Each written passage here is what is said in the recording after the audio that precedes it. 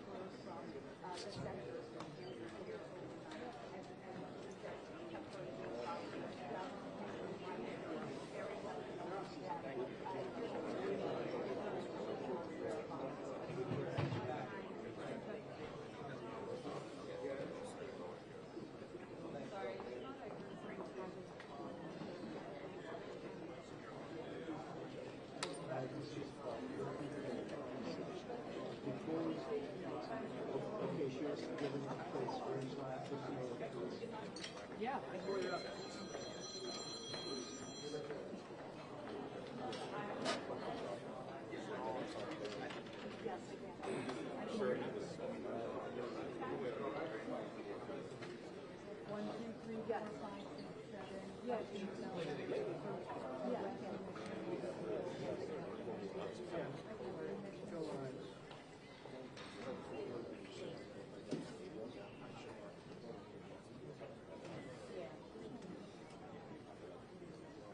It does seem like we're close. I have not made out of the wire.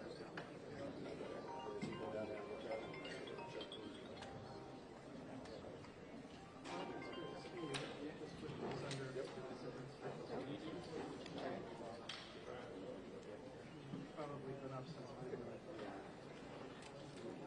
Got my golf shoes.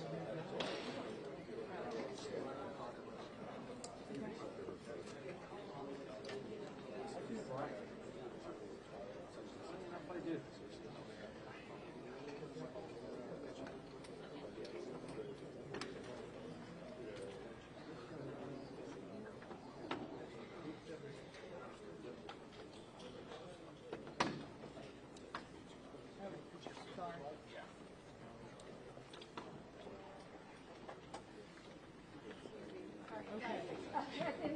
Sorry, I don't have a lot of words.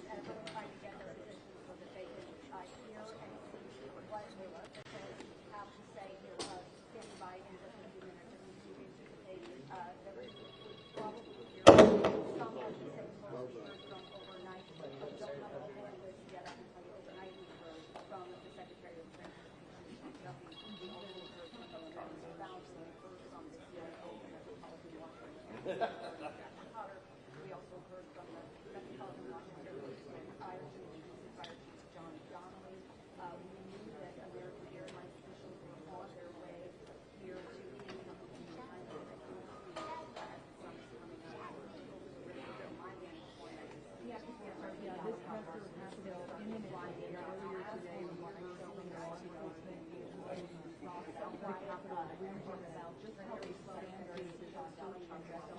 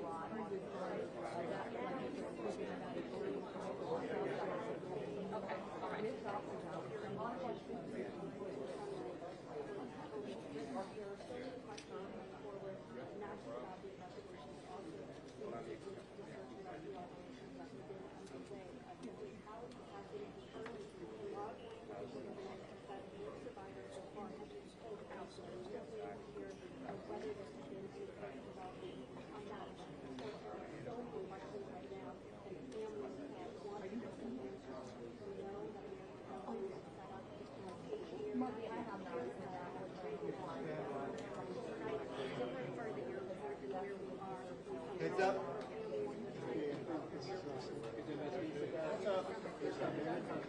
All right, folks, here we go. Stand by.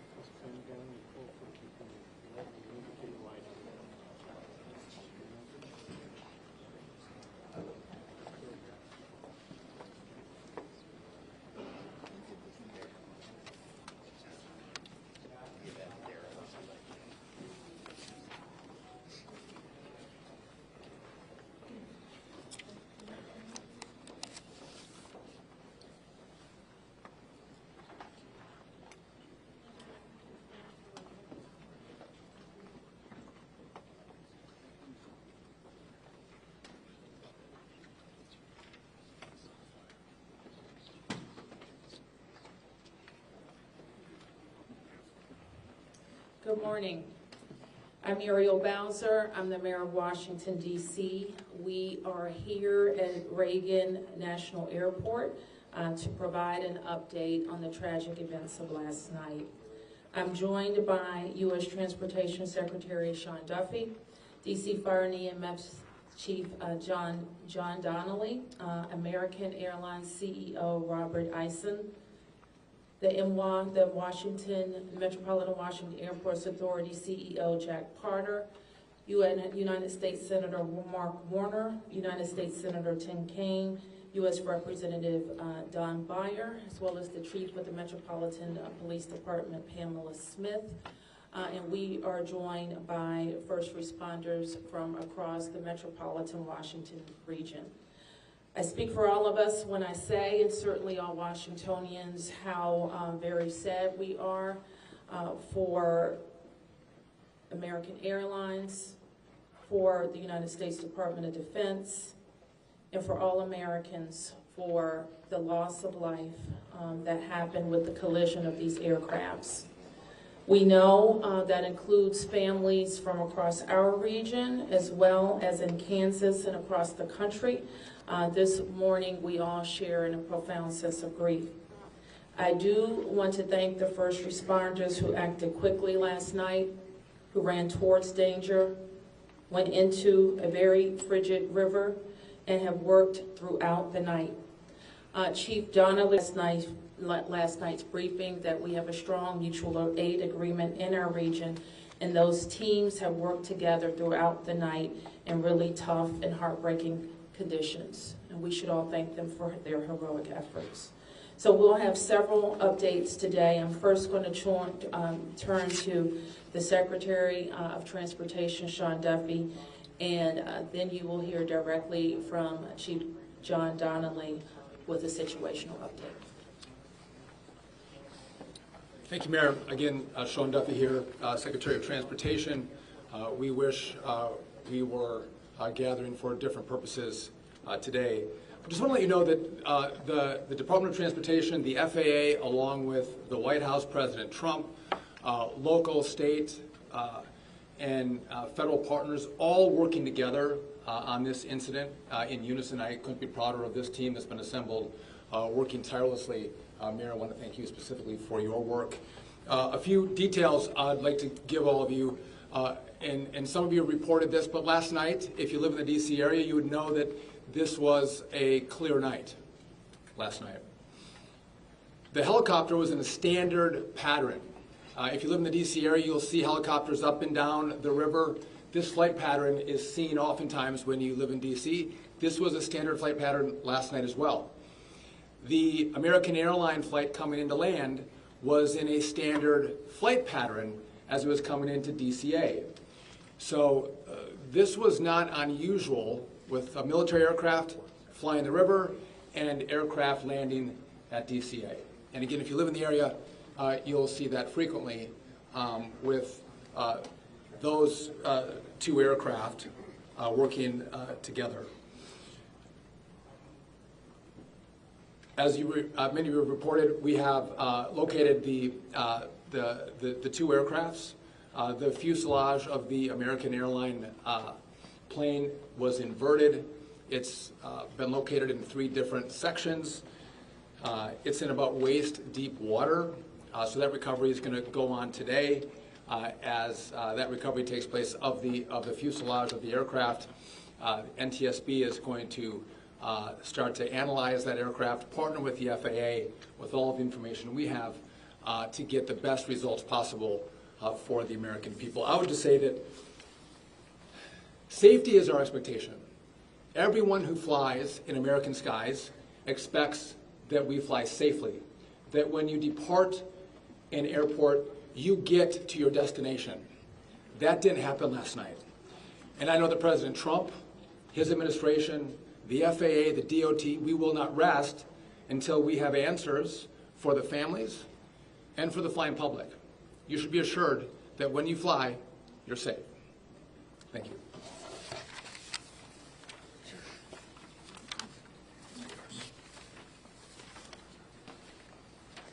Thank you, Secretary. Thank you, Mayor. I'm joined today with Fire Chief Bonnet from the Metropolitan Washington Airports Authority, and I'm John Donnelly, Chief of the District of Columbia Fire and EMS Department. Last night at 8:48, the control tower sounded an alert, which alerts responders to respond to a report of an aircraft crash on or near the airport. That sets off an immediate response from the Airport Authority Fire Department, from the District of Columbia and Metropolitan Harbor Patrol fire boats and other fire boats on the river in order to support that type of operation. Very quickly, this call escalated. It became apparent, the responders realized that they had a plane crash and immediately escalated to a response that ultimately included about 300 people last night. These responders found extremely frigid conditions. They found heavy wind. They found ice on the water, and they're operated all night in those conditions.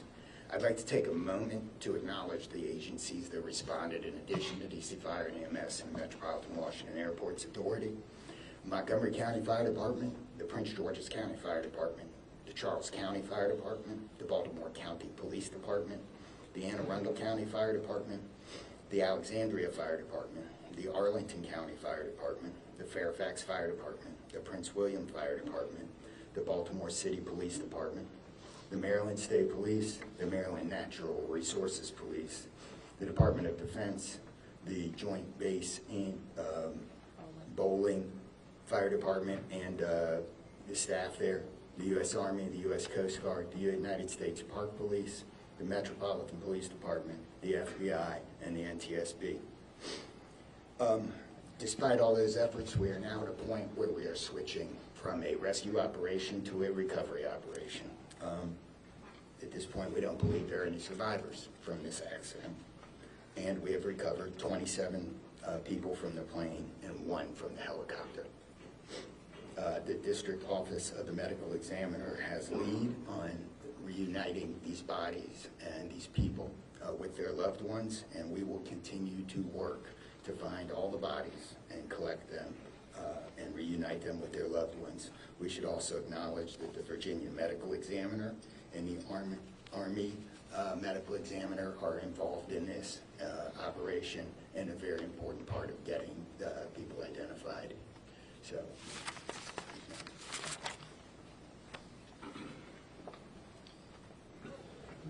Our hearts are certainly with all of the crew in American Airlines, and we'll hear from CEO Isom. Thank you, Mayor. Good morning. I'm Robert Isom, the CEO of American Airlines.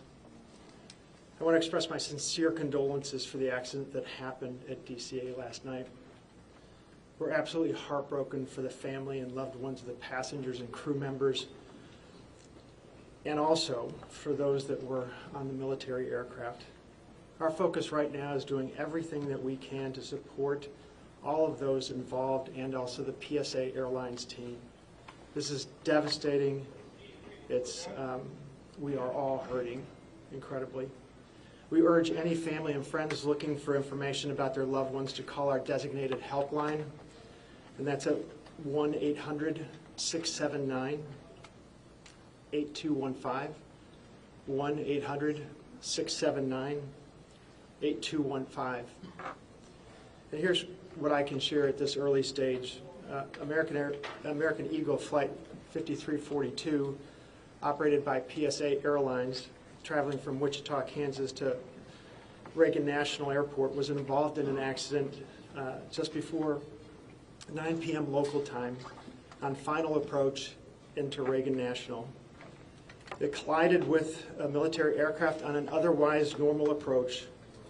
And at this time, we don't know why the military aircraft came into the path of the PSA aircraft.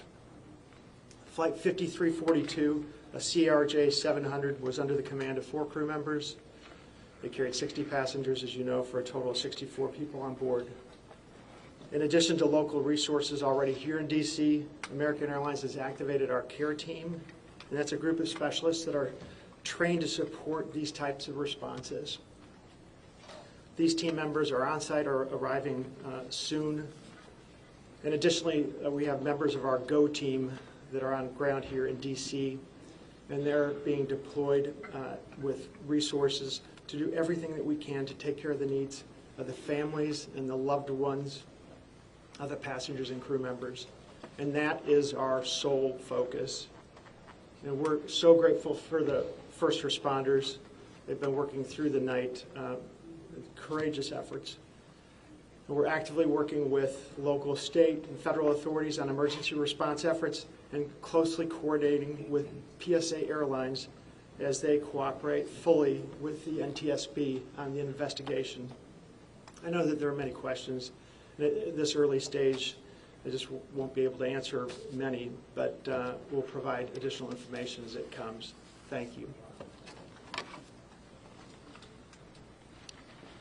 I want to introduce the Metropolitan Washington Airports Authority CEO, Jack Potter. The authority manages Reagan Washington National and Dulles International. Good morning and thank you, Mayor. First, let me begin by expressing our condolences for all the victims of this flight and for their families. There's a lot of grieving going on, and so we're very sympathetic to that. I want to echo what was said about the first responders. When there's a problem in this area, everybody drops everything and they rush to wherever the problem is. So I want to thank the chief, the entire team from Washington, D.C., but just as important, the list of folks that the chief described. The federal authorities have been here en masse, and so a lot of effort was brought to bear. Unfortunately, we weren't able to rescue anyone. but we are in the recovery mode right now. And I just want to, last night I expressed the fact that we hope to open at 11 o'clock today, and that is still the case. We're going to open the airport at 11 o'clock. And again, condolences to the families, and thanks to the many, many who are still out there working very, very hard to complete this recovery. Thank you, Mayor. I do want to acknowledge that the Virginia Transportation Secretary is here, in addition to the Alexandria Mayor. And I will like to ask members of the Virginia Congressional delegation to the podium next. U.S. Senator Mark Warner, followed by Tim Kaine and Representative Don Beyer. Thank you, Mayor. I want to join with everyone else and express my condolences for the victims. For folks who don't live in the DMV, we are made up of a lot of jurisdictions. Reagan Airport's in Virginia.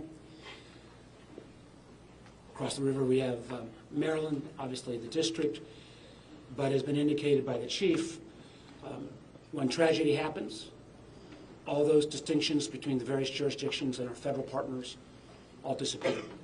And I want to again thank all the first responders. On a personal note, I'll just add that literally I now know I was coming back from the district from a dinner to my home in Old Town Alexandria.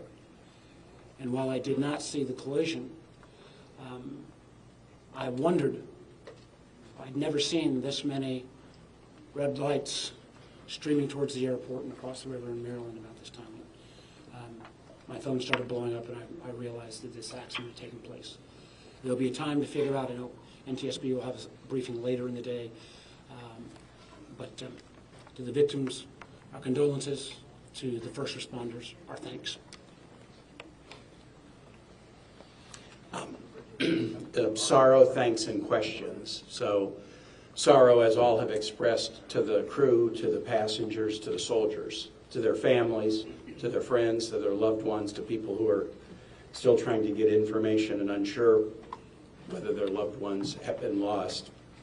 We offer our profound condolences to them and our sorrow for this tragedy. Thanks, I'll echo, Mayor, what you began with. When you see a challenge like this and you see people from so many different agencies, local, state, federal, with different uniforms, different badges, but working in such a coordinated way, even in the midst of a tragedy, it does give you a sense of appreciation and pride in people's willingness to come to the danger and work together. And I started to see that as a local official 30 years ago in Richmond, and definitely have seen it here. And then finally, questions. There are going to be a lot of questions, obviously, a lot of questions. And that's what the NTSB's job is to be an independent investigator of incidents like this. And they are here. We were in dialogue with them earlier today. They've been here since they got the alert, and they will be doing the work and playing lead in answering the many questions that we have. And that's as it should be. It's not a time to speculate. It's a time to investigate and get answers to the questions we need, and I have confidence that will be done. Thank you. Following up on the Senator, I think grief, thanks, and service, with millions and millions of Americans traveling every year, we are all grieving, knowing that it could have been our loved ones, it could have been us. And our hearts go out to all those who have lost folks. In a most partisan place also, I'm really thankful that Democrats and Republicans, people from all over, have come together to try to make sure that people are served. As a local representative, I want the families to know that our office is available to serve you in any way we possibly can through this time of grief and transition and loss. And then also just note that we're deeply grateful for the people who risked their lives last night on a moment's notice and spent the whole night on the river in the ice and the wind, serving us. And then finally, as Senator Kaine, Senator Warner noted, after the NTSB investigation, we've got to make sure that at the federal level and with the support of Virginia, Maryland, D.C., we're doing everything we can to make sure this does not happen again.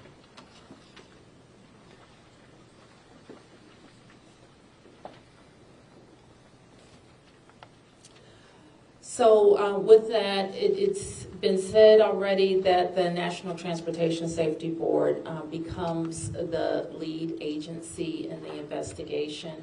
Our jurisdiction in DC, where the crash occurred over the river, concludes as we, in the leadership role of the Unified Command, as we shift to a recovery effort. We expect the National Transportation Safety Board to provide briefings to the press later in the day. So at this point, we can take a few questions. Yes? Can you say without a shadow of a doubt that people are safe to fly? What we can talk about today is what happened here with the collision of these vehicles. We've said what we know, and that the National Transportation Safety Board continues to investigate. I don't know that any of us have been briefed on anything that would suggest any other aircraft are implicated. Yes? You're still missing 30-plus people in the water. What are some of the challenges in recovering them right now? Chief? So the rescue operation, or the recovery operation, goes on. It's a lot of touch and feel in the different parts of the plane or in the helicopter, and the crash area is a little spread out, so we've got some work to do. And I think it's a pretty normal type of situation. I don't think it's extraordinary. How spread out is this debris field? So the wind started blowing last night, so we've had debris travel from the airport down as far as the Wilson Bridge. Mile-wise, how far is that? I couldn't tell you. Okay. Less than a mile. This is a question for CEO Carter. You're going to open the airport at 11 o'clock this morning. How are you going to do that? And what impact is that going to have on operations, on passengers, on people's anxiety? How are we going to do this? Well, we're going to open the airport at 11 o'clock. It's safe. We've worked with all the federal agencies, FAA, and you know, it's been determined that we can open that airport safely. The recovery effort that's on our property is on the waterfront. Our primary runway, 119, will be open. It's away from any activity. We're going to have a secure area around that, so all are comfortable that we can get back to operations. Now, each airline will announce or communicate to their passengers what their operations are going to be. Obviously, their networks were disrupted overnight, and so we might have a slow recovery, but the bottom line is we will begin to have aircraft moving in and out of this airport at 11 o'clock. Okay, so 1, 2, 3. Has the flight recorder been recovered, the black box at all? I don't think we can say anything about what's in TSB's purview. You mentioned the airport opens 3 hours from now. There's a lot of helicopter traffic from the military, U.S. Park Police and all that. Will helicopters be flying right through here as well, beyond the recovery efforts? I don't know the answer to that. Jack, do you have anything to add? We don't have anything to add about that. Yes? This is for Secretary Duffy. Can you reassure Americans that the U.S. still has the safest airspace in the world? So the question is, can I guarantee the American flying public that the United States has the most safe and secure airspace in the world? And the answer to that is absolutely, yes, we do. We have early indicators of what happened here, and I will tell you with complete confidence, we have the safest airspace in the world. When it comes to informing these families who've tragically lost their loved ones, what does that look like so far? Have any of them been informed? The flight manifest, is there any details you can provide on that front? Can you add anything? All I can say is that we have published the 1-800 number. We have family assistance centers set up here in DCA. We do in Wichita as well. I'm not at liberty to give the number of families that have been that have used those services, but we are making that use. We have over 100 team members that are either here or on their way that are specially trained to work with family members, handle travel arrangements, hotel arrangements, incidentals, to make sure that we're taking care of people in any way that they can, as you know, as our teams are hurting and suffering, As our passengers and their families need assistance, we're doing everything we can. I don't have any more information on that right now. Mayor? You're next. Chief Donnelly, can I ask you to describe the next phase of the investigation? How confident are you that you'll be able to recover all 67 of these bodies? And can you speak to some of the debris that's also being pulled out of the river? We understand there are some suitcases, some other things that have been pulled out from the river. And I would like to ask anyone here, perhaps the Transportation Secretary or Mr. Eisen, if we know anything about these victims, age ranges, nationalities, anything of that nature. So the next phase of this operation is going to be led by the NTSB. All of us are working together, though, to search the area and to find the victims. I'm confident that we will do that, and that will take us a little bit of time, though. It may involve some more equipment. As far as the things being collected, I don't have personal knowledge. I know that we have been collecting debris that you would expect to see from a plane. Okay. Anything about the victims? So the question is about the victims. The NTSB is going to lead that portion of the contact with the victims. I believe American is going to be involved with that as well, and so will the FAA and the Department of Transportation. Secretary Duffy, we're going to take some questions over here. 1, 2, 3, 4. First, Secretary Duffy, the flight path that the helicopter was on, is that a common flight path, and is it normal for helicopters to get clearance to cut across busy approach paths? So I don't know if you all could hear the question. It's a question about the flight path of the helicopter. I don't want to go into too much detail about the information we have from the FAA, but obviously it is not standard to have aircraft collide. I want to be clear on that. But prior to the collision, the flight paths that were being flown from the military and from American, that was not unusual for what happens in the DC airspace. And as this investigation moves forward, we will be able to provide more information to you about the details of that statement. I wanted to follow up on that question regarding the flight path, because you said it's standard. So can you speak to the conversations with air traffic control? Were there blind spots here? I don't know if you can stand. So the question is, were there blind spots with air traffic control? I don't want to make statements about that. I don't lead into that answer. But again, I think whether it was air traffic control, whether it was military aircraft, helicopters, or the American flight, everything was standard in the lead up to the crash. Now, obviously, something happened here. You'll get more information and more details as this investigation moves forward. We'll learn what happened.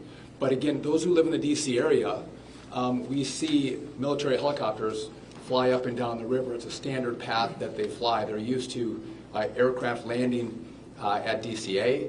And there's a procedure in place because this happens every day. Something went wrong here. I look forward to the time and point when we can give you that information, but I don't want to comment on that right now. Okay. Senator Kane, Senator Warner, you all have been very vocal about your concerns about busy runways here, air traffic. I know it's still early in the investigation. I'm just curious if any steps that you all plan to take to address that. We have raised this issue continuously. We've got very busy airspace. I think we will ask questions, but at the appropriate time. We are in this period right now where families are still being notified. We're trying to figure out what happened. There'll be time for those discussions, I think. Yeah, I just say the same thing. We've been pretty plain about our concerns, but it isn't a good time to speculate right now. We have faith that the NTSB will provide the answers about this. Okay, you fourth here, and I'm going to take 3 in the middle, and then we're going to have to wrap 1, 2, 3 after this young man. Thank you, appreciate it. Chief, I know, again, I can imagine it must be traumatic for your first responders to have to deal with this. How are they doing right now, and are you all going to be offering any services to help them as they process this? So thank you for the question. Our first responders are resilient people, but yes, this call will be hard for them. Our peer support teams are already engaged with the responders, and we'll be following up on that to make sure that they're okay. But I think the concern is real. Okay. Thank you, Mr. Mayor. What kind of communication was there between the helicopter and the tower, the plane and the tower, and the helicopter and the plane?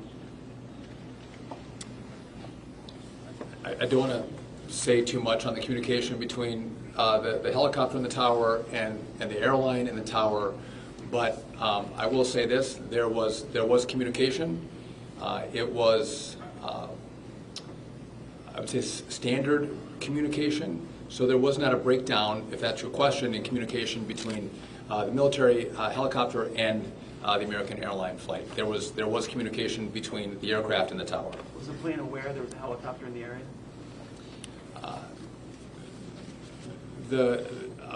I would say the helicopter was aware that there was a plane in the area. You mentioned that. So the president, you said yesterday that he called into the briefing room. Has he returned to the briefing room since then? Have you spoken? Also, a question about the National Security Advisor, Mike Waltz. He's saying that there was 30 bodies that have been recovered. That he just said that at the White House. Curious. I know you're in this presser right now, so that's hard for you to update. But I do have the question on POTUS in the briefing room. I can do the body question first. So in terms of body recovery, we as we recover bodies, we have a process, and we're not counting any bodies until they're in the possession of the medical director. So there may be some fluctuating in numbers that other people would report, but our numbers from the medical examiner. So just in regard to the president in the briefing room, I've been with this team for the last hour plus as we've worked through the details of the information we wanted to give you. But it is my understanding that either this morning he was going to be in the situation room, or the situation room is obviously briefing the president. He has been kept in full appraisal of what is taking place. Okay, last two, you and you ma'am. First. You mentioned that the aircraft were on a standard flight pattern. Just curious, when the airport opens at 11 today, will planes be on that flight pattern again, or are they being directed to fly a different way to land? Jack, do you want to? Okay. Well, I mean, safety is paramount, and I don't have that information quite yet from the FAA, so I don't want to provide an information I don't want to provide an answer or inaccurate information on what routes will be flown out of DCA. Okay, last one. Two questions really quickly. What do you know about the experience and history of the pilots of both the American Airlines plane and the Army Black Hawk helicopter? And then for Secretary Duffy, last night the President had said that this could have been prevented and questioned why air traffic control didn't tell a helicopter what to do. Is that something that investigators have determined should have happened in this situation? I can quickly, Secretary. Just quickly, I don't have a lot of information to release, but these were experienced pilots. I know that the captain had 6 years with PSA, or almost 6 years with PSA, and the first officer almost 2 years. Again, standard approach, and that's about all I can say. Thank you. In regard to the military, I don't have information in regard to the experience of the military pilots. I would just note that this was classified as a training mission.